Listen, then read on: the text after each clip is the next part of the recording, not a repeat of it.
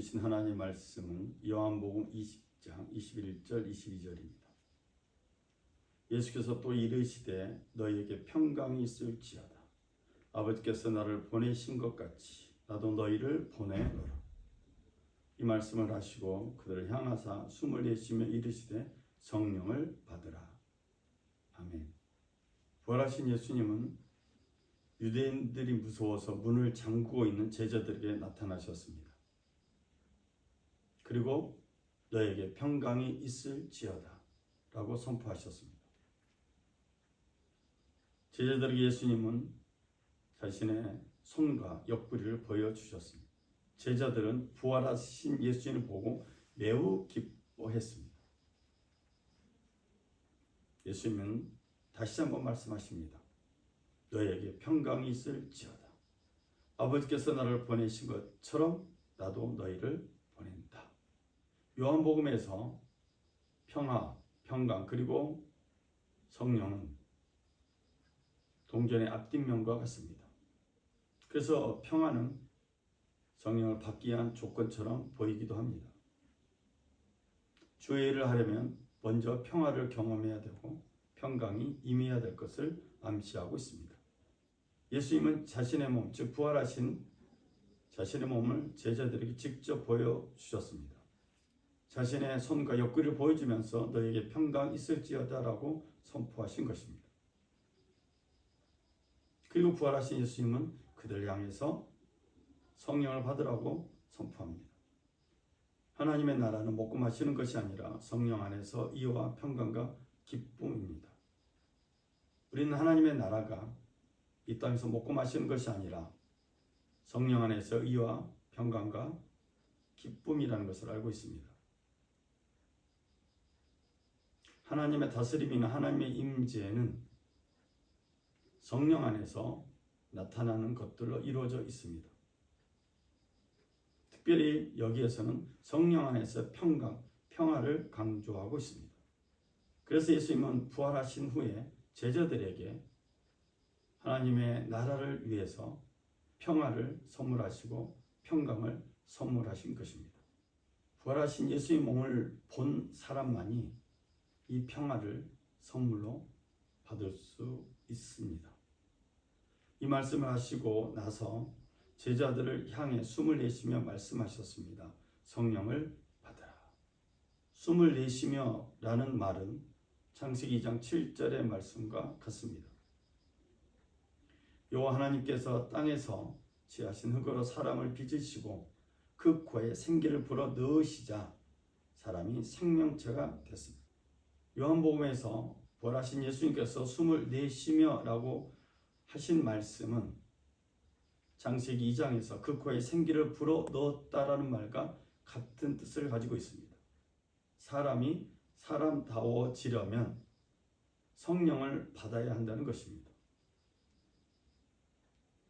하나님이 사람을 만드실 때 흙으로 빚은 그 사람에게 그 코에 생기를 불어 넣으셨을 때 비로소 생명체가 되었습니다. 흙으로 지어진 인간에게 하나님의 영이 없으면 이 사람은 흙의 특성으로만 살게 될 것입니다. 즉 하나님의 영이 없다면 없는 사람이라면 이 사람은 살아있을지라도 사람이라고 할 수 없다는 것이 성경적 해석입니다. 그러므로 모든 사람에게 하나님의 영이 필요합니다. 교회 다니는 사람에게만 하나님의 영이 필요한 것이 아니라 사람으로 태어난 모든 사람들에게 하나님의 영이 필요함을 성경은 암시하고 있습니다. 예수를 죽은 사람 가운데서 살리신 분의 영이 여러분 안에 거하시면 그리스도 예수를 죽은 사람 가운데서 살리신 분께서 여러분 안에 거하시는 자기 영으로 인해 여러분의 죽을 몸도 살리실 것입니다. 하나님의 영은 예수를 죽은 자 가운데서 살리신 분의 영이다 라고 로마서는 말합니다. 그 하나님의 영이 우리 안에 있어야 될 것을 말씀하십니다. 즉 하나님의 영은 생명을 주관하는 권세를 가지고 있습니다. 죽고 사는 모든 일의 권세, 결정권이 하나님의 영에게 있습니다. 그러므로 모든 사람에게 하나님의 영이 필요한 것입니다. 우리는 하나님의 영이 그리스도인에게만 필요한 것처럼 인식하는데 성경 그렇게 말하고 있지 않습니다. 모든 사람들에게 하나님의 영이 필요하다고 말합니다. 그러나 하나님의 영이 여러분 안에 거하시면 여러분은 육신에 있지 않고 성령 안에 있습니다.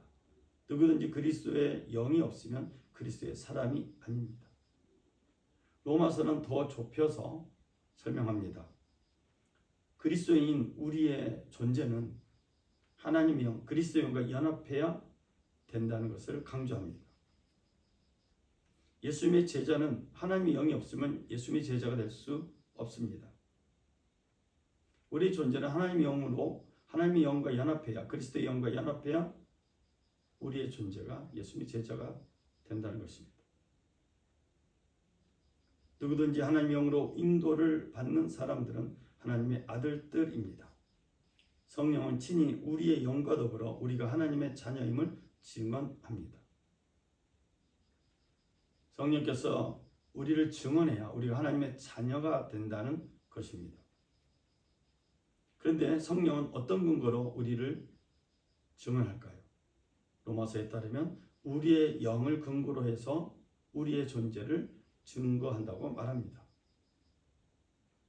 즉 우리 영의 근거가 하나님의 영으로 인도함을 받느냐 받지 않느냐에 따라서 하나님의 아들들이 될 수 있고 하나님의 딸들이 될 수가 있습니다. 그러나 하나님의 영이 인도함을 받지 않는다면 하나님의 자녀가 아니라는 것을 로마서는 말씀하고 있습니다.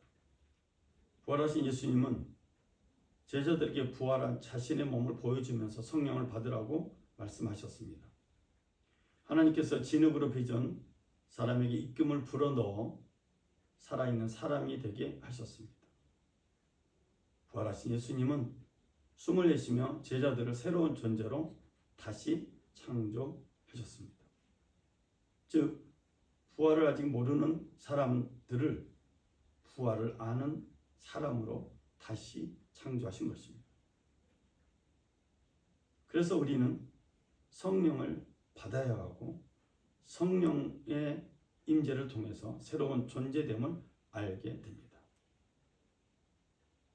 요한복음 20장에서 성령을 받으라라는 이 말씀은 요한복음 3장의 약속의 말씀의 성취라고 할 수 있습니다. 내가 진실로 진실로 내게 말한다. 누구든지 다시 태어나지 않으면 하나님 나라를 볼 수 없다. 내가 진실로 진실로 내게 말한다. 누구든지 불과 성령으로 태어나지 않으면 하나님 나라에 들어갈 수 없다. 성령은 제자들로 하여금 예수님의 일을 계속할 수 있도록 도와줍니다. 여기서 제자들이란 예수님을 따르는 모든 사람들을 뜻합니다. 그래서 예수를 따르는 모든 사람들은 부활하신 예수님에게서 선교의 임무를 받게 됩니다. 저는 말씀의 결론을 내리고자 합니다.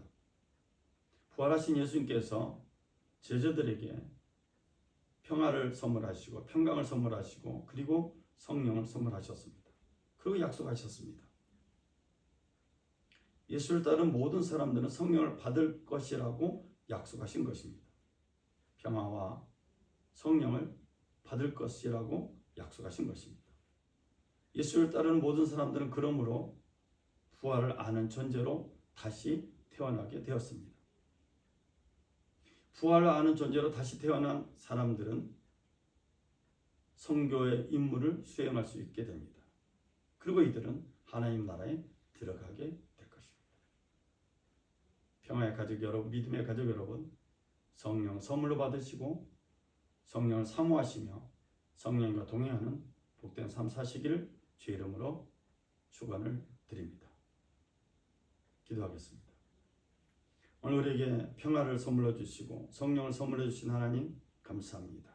그 부활하신 예수님의 약속의 말씀을 붙들고 살아가는 우리 평화의 가족들, 믿음의 가족들 되게 하여 주옵소서.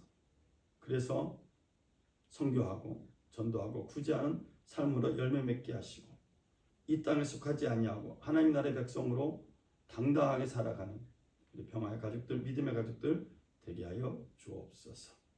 우리 예배를 받으신 주님께 감사드리며 예수님의 이름으로 기도드렸습니다. 아멘.